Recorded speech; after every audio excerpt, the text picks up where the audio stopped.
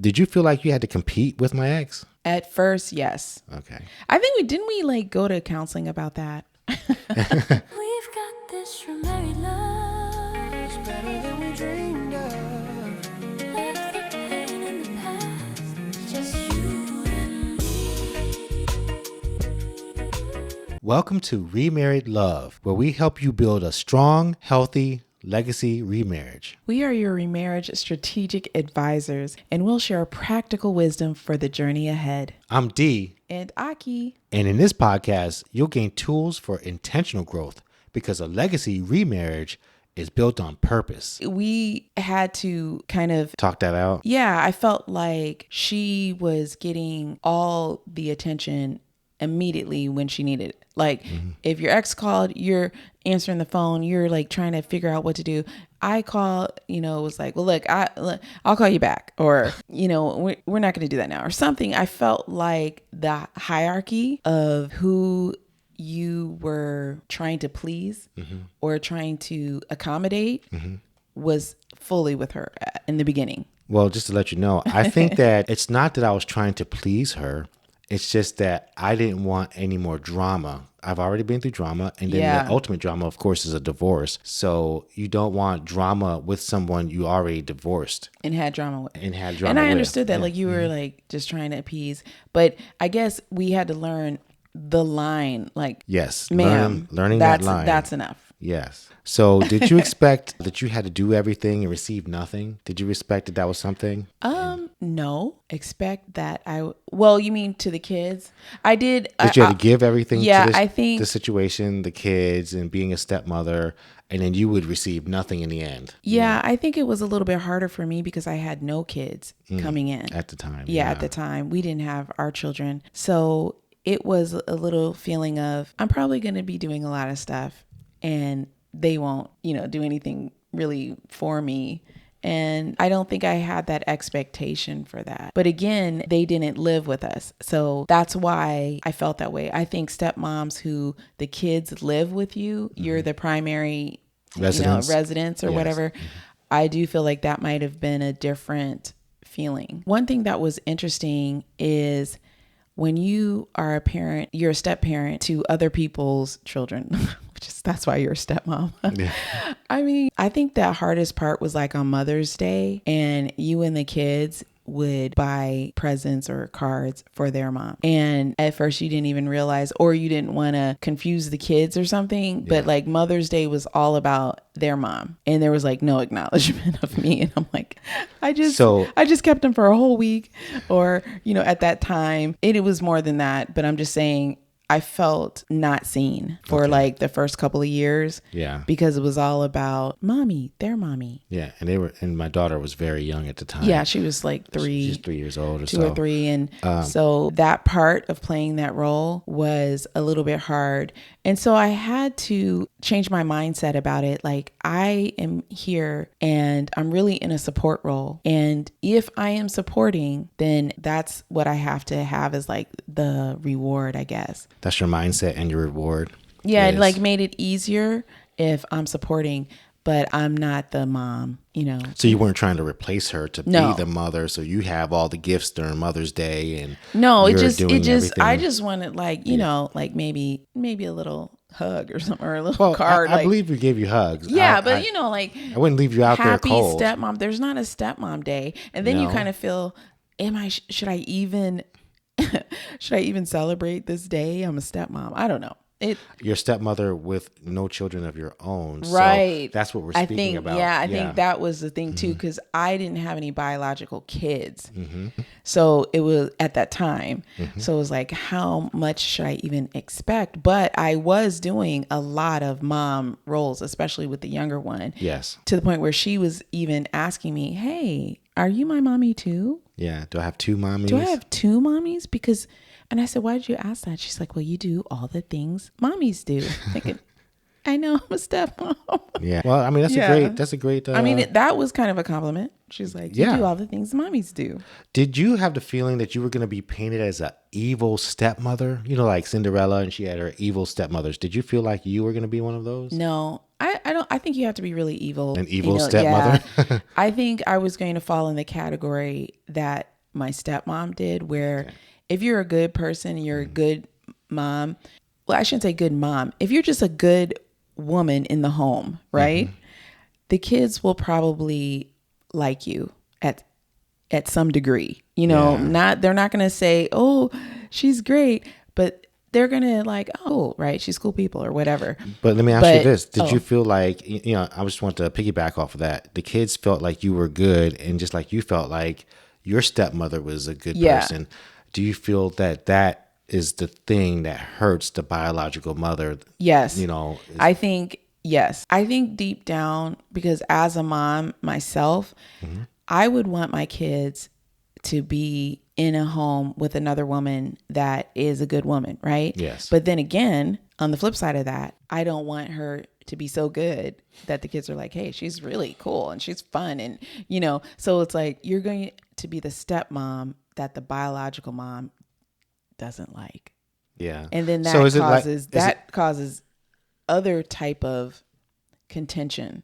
So is that almost like not a win-win, but a lose-lose situation? It's like you want to be a good person, and that's great that you're taking care of this child that's not yours, but it's your spouse's. Right. But at the same time, you're not going to get any kind of, loving reward from the child, maybe because the parent's going to be a little jealous of you or envious, upset that you're doing such a good job with their child. And yeah, it's like when our situation. children came back and they said, "Oh, we had so much fun." Like, oh my gosh, don't say that. But you can't control kids. They're like, "Yeah, we had fun with Aki and we did this and that," and it's like, uh-oh. Well, then after that, their mother took them out to do all kinds of things. And then I felt like it was kind of like getting to a competition that I wasn't trying to be in. That's how I am. Like, I plan things for the kids. We're going to do this. And I did that for my own kids. I did that for my sister. I do that for kids. So it was, that was a hard one. Yes, that's a tough time. Yeah. Did you feel like you were going to be judged before you even said anything? Before you spoke either to the children or to my ex, because we did meet with her. I'm okay with being judged. I don't know what that judgment would mean. I didn't think, as far as with the ex, that she had the power to tell you the kids couldn't be with you because of me. I don't think that was it. And I don't think I would have been a cause of that. There's, sometimes where moms will be like, the woman he's with is A, B, and C, and I don't feel comfortable with my kids being there. So I didn't think that would happen. Oh, yeah, because sometimes if you're strict, then they call you mean. If you're relaxed, and if you're a relaxed woman, then some people feel like you don't care. And if you're disciplined, then you're overstepping your boundaries. And if you don't do anything, then you're an irresponsible person. Well, I kind of was like, we had talked about before, I was going to follow you. So if the kids were getting a little bit out of hand, I would tell them that I'm going to tell you. Yes. It's like, I'm going to tell your dad because he is going to handle what's going on. And at first, I know that was hard because you were like, I don't want to hear about my kids all the time when I get home. It was hard for me because they don't live with us, like you said. And when they came over, I would have to discipline, be the disciplining person. Yeah, whatever it was. And it's a short amount of time with them. So it's like, okay, that didn't make me feel good as a dad to be in that position, but it has to be done. And when I say discipline, I don't mean like hitting and stuff. No, I just mean like, hey, we're going to take the phone away for a little bit. Exactly. Or, we don't do that over here. Or playing on the games right now. Mm-hmm. Or take a little time out. Yes, exactly. Yeah. Luckily for me, the kids weren't bad. So exactly. When we say that, we're not saying like the kids were wild and they were running around. No, but just like the basic discipline you would have to have. I think for our situation, the most concern I had as a stepmom is I felt like at some point they started kind of disrespecting you. Yeah. At first it was like... But that wasn't on them though. And so we understand that children are in homes and sometimes people say things to them. Yeah. And that's where that came from. That's when it started getting a little bit interesting. So the vibe in the house when we would get the kids in the beginning, we're like, hey, we're going to go see dad.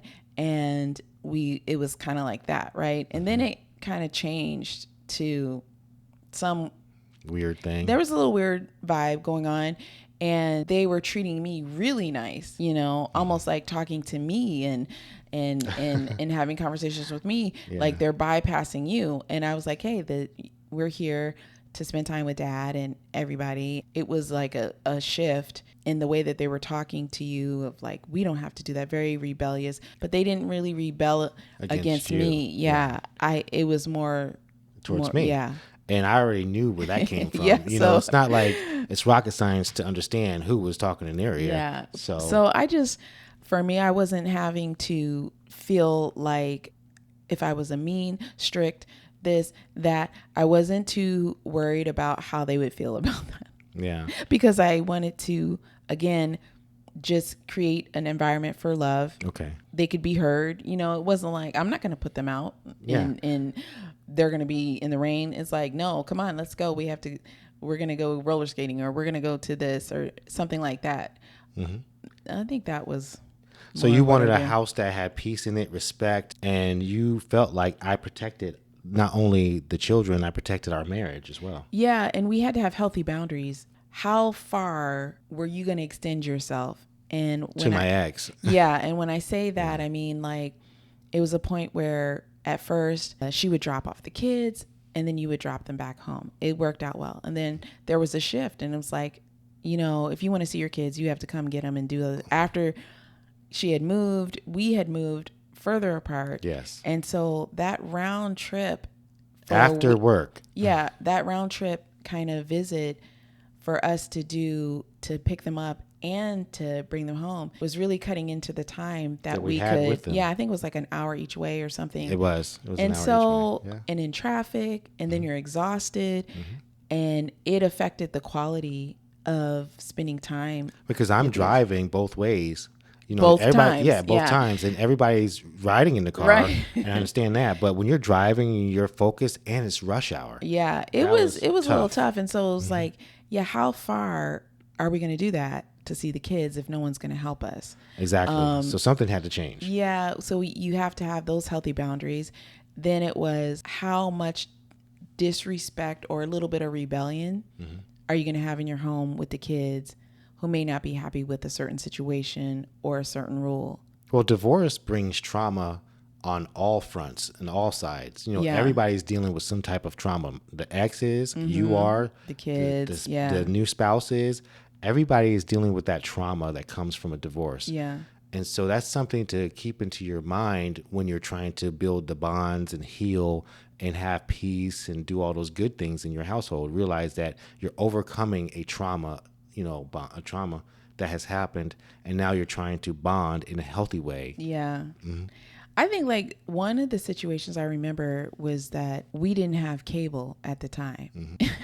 No, we had cable. Well, we didn't want. No, we had basic cable or something like that. We didn't have like all the movie channels and stuff or whatever was streaming. We weren't watching TV. Yeah, like so we didn't have a lot of that. So the kids, when they would come over, and we were just like, okay, we're going to play games or we're going to do this. They were upset about that, Well, kids are upset if you don't have technology. Yeah, if you don't have a lot of games. If we're you going don't to have some music. We're going to just, and so that was a little bit hard for them having to do stuff. I think they wanted their weekends to just be like chillaxing. I'm just going to lay down and play video games all day. But yeah, because someone else. But their stepmom is like, "Hey, let's go swimming. We're gonna go here." And they're just like, "Why won't this woman stop?" Well, we're more active, and so that's what we did. We went to places, we did things. We would go to the rec centers or the YMCA. Yeah, so or swimming, like you said, and bike riding, which would make you more tired when you had to drive home. But those were back an hour. But those were the things that you liked to do, and you wanted to do them with your kids. And so having those two households is hard. For me, like, you allowed us to do that because that's what you wanted to. It was for both of us. We enjoyed that. Yes. And we were. Because we're still building our bond as a new married couple. And we're bringing them into it. So having those boundaries are really important. But as a stepmom, my first loyalty would be to you. Hey, honey, how do you want to work with this?